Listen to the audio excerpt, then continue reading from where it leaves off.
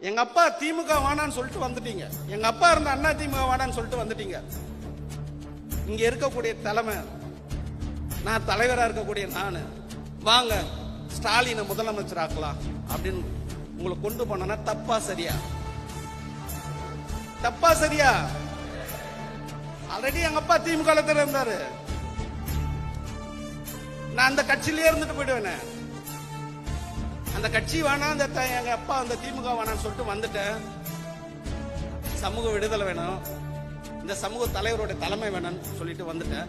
திருப்பி அதே எடுத்துக்கிட்டு போறதுக்கு எதுக்கு இந்த இயக்கம், எதுக்கு இந்த கட்சி? கேட்கணுமா இல்லையா? கேட்கணுமா இல்லையா? யாரும் கேட்கறதே கிடையாது.